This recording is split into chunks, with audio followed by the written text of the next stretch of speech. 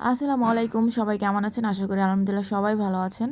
তো আজকে হচ্ছে ব্যাচেলরদের জন্য পেঁয়াজ, রসুন, আদা বাটা ছাড়া উম মুরগির নতুন একটা রেসিপি আপনাদের সাথে শেয়ার করতে যাচ্ছি। তো দেখার জন্য সবাইকে অনুরোধ রইল লাস্ট অবধি।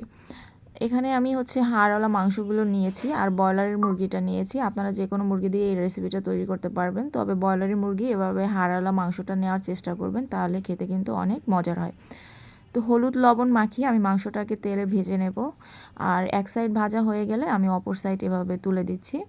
তো এভাবে ব্রাউন কালার করে কিন্তু মাংসটাকে ভেজে নিতে হবে তেলের সাথে খুব ভালো করে। ভাজাটা একটু খুব ভালো করেই দিতে হবে, যেহেতু আমি কোনো মশলা আজকে ইউজ করব না। আর এখানে আমি বেশ কিছু হচ্ছে পাকা টমেটো দিয়ে দেব। ছোট ছোট করে এভাবে পাকা টমেটোগুলো দিয়ে দিচ্ছি। আপনারাও এভাবে মাংসের সাথে টমেটোর পরিমাণটা একটু বেশি দিতে হবে কিন্তু এই রেসিপিতে। আর আজকের গ্রেভিটা কিন্তু টমেটো দিয়েই আমি তৈরি করব।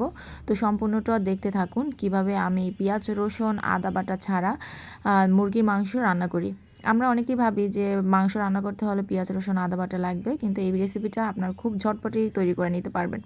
তো এখানে আমি হচ্ছে হলুদের গুঁড়ো সামান্য দিলাম, মরিচের গুঁড়ো, জিরের গুঁড়ো, ধনিয়ার গুঁড়ো, পরিমাণ মতো লবণ, 4টি কাঁচামরিচ দিয়ে এবার মাংসটাকে আমি টমেটোর পানির সাথে আমি খুব ভালো করে কষিয়ে নেব। আর টমেটো থেকে কিন্তু একটা পানি বের হবে। আর টমেটোগুলো কিন্তু এভাবে তেলের সাথে ভেজে হচ্ছে আমি সেদ্ধ করে নেব।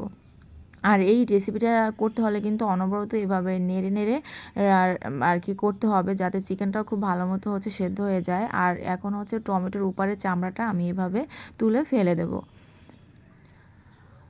টমেটো দিয়ে এভাবে মুরগির মাংসের গ্রেভি তৈরি করে যদি চিকেনটাকে ভুনা করেন, একদম খেতে কিন্তু অনেক মজার হয়। একটু মনে হবে না যে আপনি পেঁয়াজ, রসুন, আদা বাটা দেন নাই, সে কারণে টেস্ট কমে গেছে। আরও টেস্টটা কিন্তু অনেক ভালো আসে। তো টমেটোটাকে আমি এভাবে খুন্তির সাহায্যে হচ্ছে একদম হচ্ছে গ্রেভির মতো করে নিলাম। দেখুন, আমি কিন্তু টমেটোটাকে একদম হচ্ছে খুন্তির সাহায্যে হচ্ছে গ্রেভির মতো করে নিচ্ছি। এবার একটু সামান্য পানি দিয়ে দেবো, খুব সামান্য, এখানে কিন্তু পানির পরিমাণ বেশি দেওয়া যাবে না। খুব সামান্য পানি দিয়ে আমি ঢেকে দিব যাতে মাংসটা সেদ্ধ হয়ে আসে। তো দেখুন, মাংসটা কিন্তু প্রপারলি সেদ্ধ হয়ে এসেছে। আর টমেটো থেকে যে পানিটা বের হয়েছে, এটা কিন্তু আমি আরও শুকিয়ে ফেলবো। বলতে গেলে একদম হচ্ছে শুকনা শুকনা করে ফেলা পর্যন্ত আমি রেসিপিটা তৈরি করতে থাকবো। আর এই রেসিপিটা তৈরি করার সময় অবশ্যই কিন্তু চুলার আঁচটাকে লো আঁচে রাখবেন। লো আঁচে রেখেই কিন্তু মাংসটাকে তৈরি করে নেবেন। এখন সবার লাস্টে হচ্ছে আমি গরম মশলা ব্যবহার করলাম। গরম মশলার গুঁড়োটা কিন্তু লাস্ট অবধি ব্যবহার করতে হবে। আরেকটা জিনিস ব্যবহার করতে হবে, সেটা আমি একটু পরেই দিয়ে আপনাদের বলে দিচ্ছি।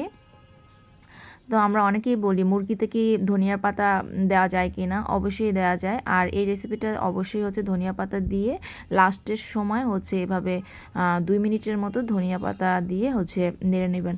আর অবশ্যই এই রেসিপিতে কিন্তু লাস্ট অবধি ধনিয়া পাতাটা ব্যবহার করতে হবে। তাহলে হচ্ছে মাংস থেকে খুব সুন্দর একটা ফ্লেভার বের হয় আর খেতেও কিন্তু দারুণ হয়। তো দেখুন, ফাইনালি কিন্তু মাংস ভুনাটা হয়ে গেল। কেমন হয়েছে অবশ্যই কমেন্ট করে জানাবেন।